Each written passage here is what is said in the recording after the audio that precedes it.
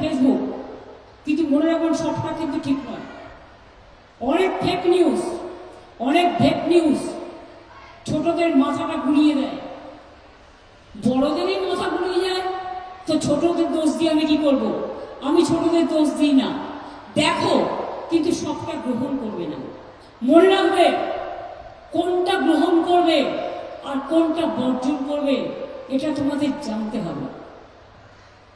কিছু লোক আজ টাকা দিয়ে পলিটিক্যাল পার্টির ব্যানারে নানা রকম মিথ্যে কথা লেখে, কুৎসা ছড়ায়, অসম্মান ছড়ায়, চক্রান্ত করে, দেশভাগ করে, বাংলা ভাগ করার চক্রান্ত করে।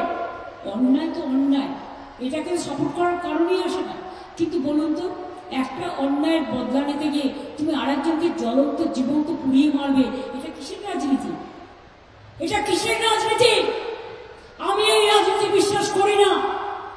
আমি যে রাজনীতি বিশ্বাস করি, আমি ছোট্টবেলা থেকে ছাত্র জীবন থেকে রাজনীতি করি, আর যতদিন বেঁচে থাকবো আমি মানুষের রাজনীতি করি এবং করব, এবং মাথা উঁচু করে চলবো, এবং বাংলা এগিয়ে যাবে, এটা আমার স্বপ্ন। আমি অন্য কিছু চাই না। আমি সরকার থেকে এক পয়সা মাইনেও নিই না। মধুজা সেন রায়।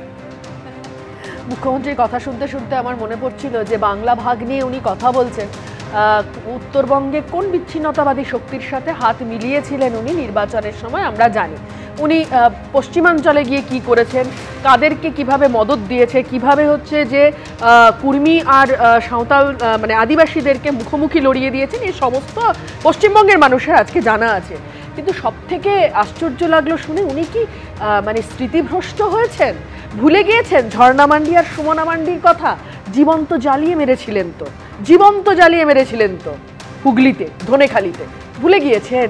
কিন্তু আসলে কথাটা হচ্ছে যে নেপাল দেখে ভয় পাচ্ছেন। কেন পাচ্ছেন? নেপাল দেখে ভয় পাচ্ছেন তার কারণ, নেপালে কিন্তু মূল বিক্ষোভটা সাধারণ মানুষের যে বিক্ষোভ, সেটা হচ্ছে দুর্নীতি এবং চাকরি নেই, কর্মসংস্থানহীনতা। সেটা থেকে এই অল্প বয়সীদের মধ্যে এতটা রেস্টলেসনেস, সেটা থেকে তৈরি। একটা পয়েন্ট আমি এইখানে শুধু সাপ্লিমেন্ট করতে চাইবো, তারপরে গোটাটা ট্রিগার্ড হলো কিন্তু সোশ্যাল মিডিয়াকে 26টা প্ল্যাটফর্মকে ব্যান করে দেওয়ার পরে।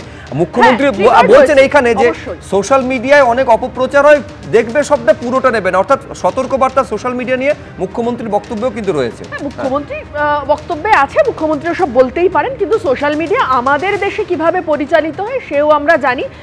কোন কোন শব্দ কিভাবে ট্রিগার্ড হয় বা না হয় সোশ্যাল মিডিয়াতে, কোন কোন পোস্টের রিচ হয় না হয়, ও সব আমরা জানি। ওটা সেপারেট আলোচনা, ওটার মধ্যে কিন্তু আমি একটা লাইন একটু বলবো। ওনার এটা মনে হচ্ছে তার কারণ উনি জানেন আমাদের রাজ্যে এই সবকটা অবস্থা আসলে আছে, গণতন্ত্রকে দমন করার সব চেষ্টা আছে, এবং নেপালের সঙ্গে আমাদের মুখ্যমন্ত্রী ভয় পেয়েছেন। উত্তরটা নেব। ভয় পাওয়ার কোনো ব্যাপার নেই। দেখুন, ব্যাপারটা হচ্ছে নেপাল সম্পর্কে যে আলোচনাগুলো হচ্ছে বিভিন্ন শুনছি কাল থেকে, এখনো পর্যন্ত কিন্তু কারো কাছে কোনোটা ক্লিয়ার নয়। যেমন হচ্ছে, যেমন রাজাদাও বলছিলেন যে পশুপতিনাথ মন্দিরে যদি অ্যাটাক হয় তাহলে হিন্দুরা কেন করতে যাবে, ফলে অঙ্কটা এত সহজ নয়। এরকমও হতে পারে যে অ্যাটাকটা করে বুঝিয়ে দেওয়া যে নেপালের লোক এখানে নেই, আবার ফলে এবার আমি আসছি, মানে উনি যে ভয় পাবে কেন? দেখুন, ব্যাপারটা হচ্ছে আজকের দিনে দাঁড়িয়েও মমতা ব্যানার্জি যেখানে থাকবে সেখানে তাকে রক্ষা করার জন্য কোনো বন্দুকের দরকার হবে না, মানুষই যথেষ্ট। ভয় পাবে কেন? আমি বলছি আমি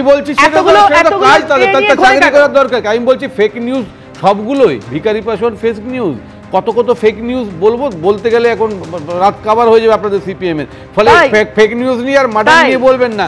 কত মার্ডার হয়েছে কঙ্কাল কাণ্ড থেকে, যখন মাটি খুঁড়ে বেরিয়েছে আমরা দেখেছি কঙ্কাল কাণ্ড মেদিনীপুরে, সেইগুলো আমরা দেখেছিলাম কারা করেছিল। সুশান্ত ঘোষের ভিডিওটা ফেক নিউজ। আমি বলছি এখানে কিন্তু বক্তব্যটা যে দুর্নীতি নিয়ে, মধুজা সেন রায় এবং বিরোধীরা এই কথাটা বলছেন যে দুর্নীতি একেবারে পুঞ্জীভূত ক্ষোভের চেহারা নিয়েছিল, যে দুর্নীতির বিরুদ্ধে নেপাল, এই এখানে ক্ষোভ তৈরি হওয়ার যাবতীয় উপাদান এইখানে রয়েছে। কারণ এই তৃণমূল কংগ্রেসের নেতৃত্বে শাসনকালে দুর্নীতি এখানে মাথাচাড়া দিয়েছে, এইটা হচ্ছে বিরোধীদের অভিযোগ।